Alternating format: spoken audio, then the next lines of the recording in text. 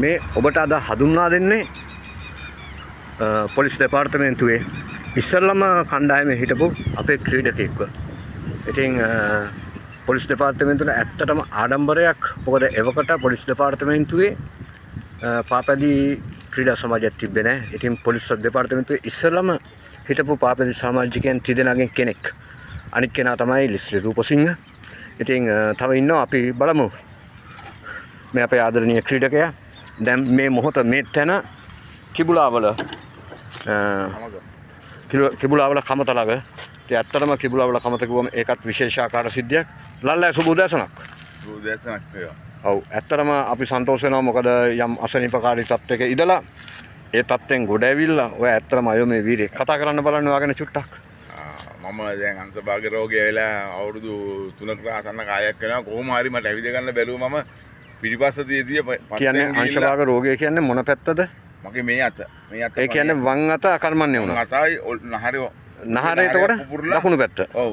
ඔව්. දකුණු පැත්තේ නහරේ. සාමාන්‍ය තත්ත්වය තුළ මේක මට වඩා දන්න කෙනෙක් ඊට පස්සේ විග්‍රහයක් කරන්න දකුණු පැත්තේ නහරය පිපිරීමේදී අකර්මණ්‍ය වෙන්නේ වම් පැත්ත.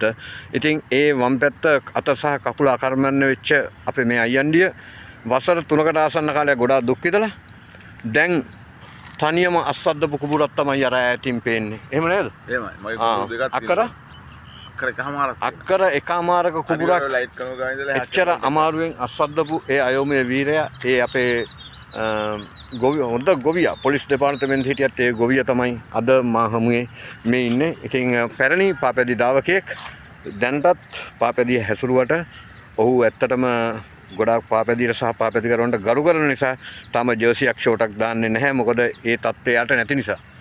නේද? කියන්න බලනවා. මම ඉතින් පාපැදි ක්‍රීඩාවට පුදුම ආසාවක් තියෙන්නේ. ඒ තරම් දුකයි. ඉස්සර දැන් රේස් එකක් යනකොට මට ඇඬෙනම ඇත්තරම. ඒ දවස්වල මට යන්න බැරි කාලේ හිංගල අවුරුදු දවස්වල තමයි මට කාලයක තමයි මට මේ අසනීපේ වුණේ. මම ඇඬුවා. මට රේස් පදින්න බැරුණා. රේස් එකක් බලන්න යන්නවත් නැති අවස්ථාව නිසා මම අඬාන්න හිටියා. ඇඳේ හිටියා නේද? ඇඳේ හිටියා කියන්නේ මට ඇවිද ගන්න බෑ. ඇඳේ හිටපු ඔබ අද පාපැදියේ ඉන්නවා. ඔබ අන්න අර කුඹුරුයාය අස්වද්දලා තිනවා. ඔබගේ ට්‍රැක්ටරේ ඔබ මෙහෙවනවා. ඇත්තටම ඔයා වීරයෙක්. ඔයා හොඳ පණිවිඩයක් දෙනවා. ඔයා මේ දේවල් ඔක්කොම දරාගත්තේ මෙච්චර අසනීපයක් කළත් ඔයා කලින් ට්‍රේනින් කරපු අනිවාර්යයෙන්ම පාපැදිය නිසා. කියන්න නැගිටලා උදේ පාන්දර ගිහිල්ලා අවුරුදු 1980 ඉඳලා මම පදින්න පටන් ගත්තේ. කියන්න බලන්න ඔයාගේ සමකාලීනව මේ අපිත් එක්ක පැද්දා කමල් පාලිතලා නිහාල්ලා ඒවල මංචියකේ චූටි අයියා චූටි අයියා ඔය එල්ලේ සරත් අයියා ගොඩාක් කට්ටිය හිටියා ඒ කාලේ. අධික ක්‍රීඩකයෝ ගොඩක් හිටියා. ලේසියෙන් ඉතින් දන්නවනේ ඒ කාලේ රේස් එක බේරෙන්න බෑ. ඔව්. එතකොට ඔය නාවල සජිත් අයියා ඒගොල්ලෝ හිටියා. මොකද අද මේ කියන නම් ගොඩක් අය තාමත් ඉන්නවා. සජිත් අයියා හේමසිරි කියලා එක්කෙනෙක් හිටියා. ජිල්බු කියලා කියන්නේ නමට ආදරේට. එයා මයි මිනිස්සයා මැරුණා. ඉතින් අපිත් එක්ක හිටපු අය දැන් ගොඩාක් ලෙඩ වෙලා අසනීප වෙලා ශේෂ්ඨයෙන් අයින් වෙලා කියන්නේ පාපැදියෙන් අයින් වුණාන් පස්සේ තමයි ගොඩක් අය ලෙඩ වෙලා තියෙන්නේ. නැත්තම් තාම පදින අය ඉන්නවා. අනිවාර්යෙන් පදිනවා. තාමත් පදින අය ඉන්නවා. ඔය එතකොට හතේ කණුවේ වීරසිරි කියලා හිටියා. ලලිත් කියලා හිටියා. අපි පදින කාලේ පැදපු අය ඉතින් ඊටත් වැඩි පරණ අය හිටියා. ඉතින් දැන් ඔයා කියන්නකෝ පොලිස් දෙපාර්තමේන්තුවේ ඔයත් එක්ක ඔය මූලාරම්භයේ හිටපු අය ගැන පොඩ්ඩක්. මම පදින කාලේ ඉස්සෙල්ලාම ඉඳලා ටීම් එකක් තිබ්බේ නැහනේ. ටීම් එකක් තිබ්බේ නැහැ. ඉස්සෙල්ලාම පොලිසිය අපි හිතේ යුතු විදිහට පැද්දේ. ඔව්. එතකොට ඊට කාලේ හිටියා දැන් පොලිසියේ එස්ఐ මහත්තයෙක් වෙලා ඉන්න සිවිල් කියලා එක්කෙනෙක්. සෙඩල් අයියා කියන්නේ ගාල්ලේ හිටියා. දැන් මේ විශ්‍රාමයන් ආසනේ මම හිතන්නේ මේ අවුරුද්දේ නැත්තම් ලබන අවුරුද්දේ විශ්‍රාම යනවා. විශ්‍රාම යනවා. එයා දැන් ඉන්නේ මොන්රාගල පැත්තේ කොහේ හරි තනමල්ලිල පැත්තේ. ඊට පස්සේ වරුණ ශාන්ත හිටියා අනුරාධපුරේ. ඔව්. අපි තුන් දෙනා තමයි ඉතින් ඔය එහෙමෙන් ගිල්ල පැද හිටියේ. එතකොට ලෙස්ටි අයියලා ආවේ ඊට පස්සේ? ලෙස්ටි අයියා අපිට ඉස්සෙල්ලා. ලෙස්ටි අයියා දකින්නත් ආස ලෙස්ටි අයියා මම මේ ළඟදී හලාවත යනකොට දැක්ක පාර හරහා පයින් මට නවත්ත ගන්න බෑ වෙලාවේ මම වාහනයක් එලවගෙන මං ගියේ. ඉතින් කරන්න දෙයක් නෑ. වාහනයක් එලවගෙන ගියේ. ඒ කියන්නේ අච්චර අසනීප තත්ත්වයක් තිබ්බත් ඔව් සුක්කාන මතට ගන්න බැරි කමක් නෑ. ඔව් ත්‍රිවිල්ලයක් එලවන් ගියා මම. ත්‍රිවිල්ලයක් එලවගෙන ගියේ. මොකද උත්සාහය බැරි අපි හැමෝම කිව්වා පිස්සුද ඔයා ලෙඩෙක් ඔයාට යන්න එපා. මං කො මට ඔය කතාව කියන්න එපා. මං කැමති නෑ මට ඔය කතාව කියනවාට. ඔව්. අපි ලෙඩු නෙමෙයි අපි මොනවාරි කර්මානුකූල තත්ත්වයක් නිසා යමක් වෙනවා. ඒව නමක් වළක්වන්න බෑ. ඔව් බේත් ගන්න පොලිමට ගියත් මාව ඉස්සරහට දැම්මම මම ඒක ලැජ්ජයි මාව ඉස්සරහට දානවට. මොකද අපි එහෙම ආස නැහැ අපි කැමති අපි මහත්සියෙන් අපි මේ ඇත්තටම මේ පාපැදිය නිසා තමයි මේ අපි කම්මැලිකම නැතුව ගියේ. ඔව් පාපැදිය වගේම පොලිස් දෙපාර්තමේන්තුවෙන් ලද පුහුණුව ඔව් විනය විනය එකම විනය ඩිසිප්ලින් මැනර්ස් ඒ දෙකම අපිට අනිවාර්යයෙන්ම තිබ්බ නේද? අනිවාර්යෙන් පාරේ යනකොට වාහනයක් අයින් කරත් මුණ දිවවත් බලන්න හොඳ නැහැ. අපි පාඩුවේ පැත්තට අපේ පාඩුවේ නවත්තලා අපි ඊගාව ගමන පටන් ගන්න ඕනේ. හැබැයි අද නම් යම් කනගාටුවක් තියෙනවා එදා පොලිස් දෙපාර්තමේන්තුවේ අද දෙපාර්තමේන්තුවේ තත්ත්වය දිහා බලනකොට. නමුත් අදටත් ඉන්නව හොඳ මිනිස්සු. හොඳ මිනිස්සු ඉන්නවා.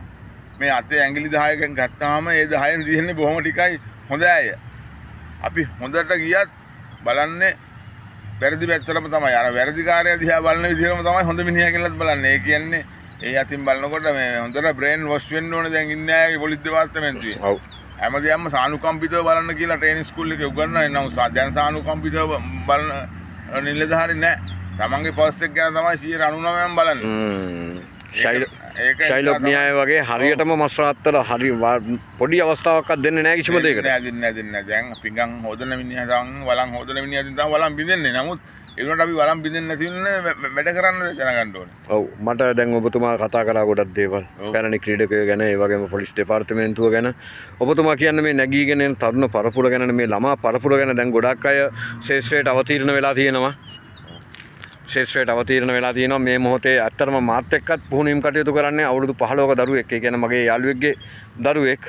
ඉතින් මම සන්තෝෂ වෙනවා මෙන්න මේ වගේ දරුවෝ මේ දරුවෝ ඇවිල්ලා එක්තරා නියෝජනයක් විතරයි මේ සමාජ ක්‍රමේ. අවුරුදු 15යි. අන්න ඒ දරුවෝ ගැන ඒ දරුවන්ට දෙන්න පුළුවන් අවවාදය මොකද්ද? දෙන්න පුළුවන් අවවාදය තමයි හොඳට මහන්සි වෙලා උත්සාහයෙන් ට්‍රේනින් කරන්න. එක කිසිම මත්ද්‍රව්‍යයක් පාවිච්චි කරන්න එපා. අරයා කියයි මේවා අස්සෙන්ට ගහන ඉන්ජෙක්ෂන් අර මේ ටැබ්ලට් එක ගැව්වාම මෝටරේ වගේ කැරකෙනවා. ඒව වැඩක් නැහැ. මේ ක්‍රීඩාව කරන්නේ කකුල් දෙකෙන් ජීවත් වෙන්න. ඒ නිසා කිසිම කොත්තමල්ලි ටිකක් කරගෙන ලෝණක් ගිහිල්ලා ආවොත් ආඟට අමාරු නම් කොත්තමල්ලි ටිකක් බොන්න. අපි ගැහුවේ එච්චරයි. හොඳ ෆිට්. මම කියන්නේ බෙහෙත් නම් බොන්න එපා පුතේ. බෙහෙත් බිව්වොත් බලන්නකො පරණ සමහරු බෙහෙත් බීපු අයගේ දරුවන්ට මොකද වෙලා තියෙන්නේ කියලා. ඒක තමයි. ඈ ඒගොල්ලෝ ගැහුවොත් ඒක යන්නේ අහිංසක දරුවෝ පිටින්. හිතන විදිහට එහෙම වෙන්න ඕනේ. ඔව් එහෙම ඒවා වෙලා තියෙනවා මේ සමාජ ක්‍රමය තුල. අපි නමින් කියන්න අකමැති. ඒක හොඳ නැහැ. නමුත් කියන්න අකමැති. අපි දන්නවා. අනිවාර්යෙන් වෙලා තියෙනවා එහෙම. ඒ නිලධාරීන්ගේ අඩුම ගාන ඒ බයිසිකල් පදින නිලධාරීන්ගේ බලන්නකො ඒගොල්ලන්ගේ දැන් හැටි නිකන් කෝටු වෙලා.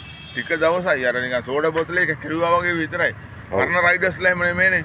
ඈ වදින්න ගත්තාම ආයි බලන්නේ නැහැ කිසි කෙනෙක්. අනික මේ දැන් තමයි කිලෝමීටර් 120 140 රේස් තියෙන්නේ.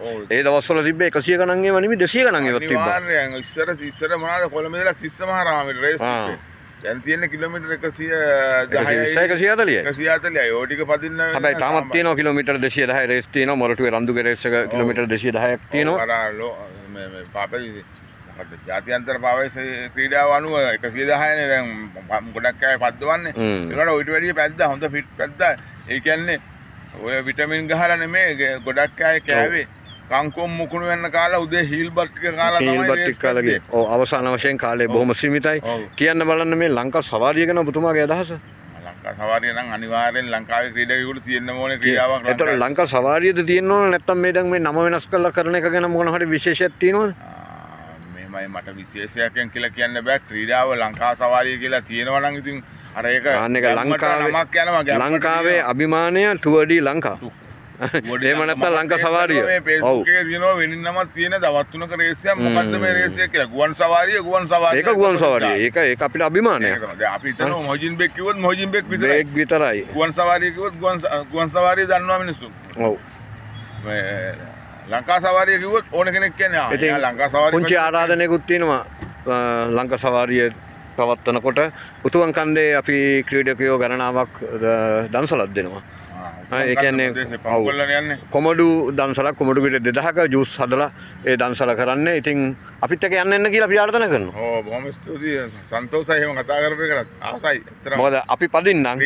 ඔයාව අපිත් එක්ක යන වාහනයක හරි අපි ඔයාට සෙට් කරන්නම්. මොකද එතකොට කෙනෙක් මහන්සි වෙනකොට ඔයාට පුළුවන් කිලෝමීටර් 5 10ක් පැදලා දෙන්න. අනිවාර්යයෙන්. ස්ටෑන්ඩ් බයි වගේ යන් අපි. ආසයි යන්න මම එන්නම්. එහෙමනම් ඉතින් දැන් මම නිදහස් මිනිස්සයානේ. ඔව්. එහෙනම් ලල් අයියා සුබ උදෑසනක් ඔයාට නැවත වරක් සුබ දවසක් වෙන්න ඕන. ඔව්. කීරු දෙනකලම සියලු දෙවියන්ගේ ආරක්ෂාව. එහෙනම් අපි නැවත හමු වෙමු. අන්තරයට යන ක්‍රීඩකයෙක් බිහි වේවා කියලා මම ප්‍රාර්ථනා කරනවා. බොහොම හොඳයි. බොහොම ස්තුතියි.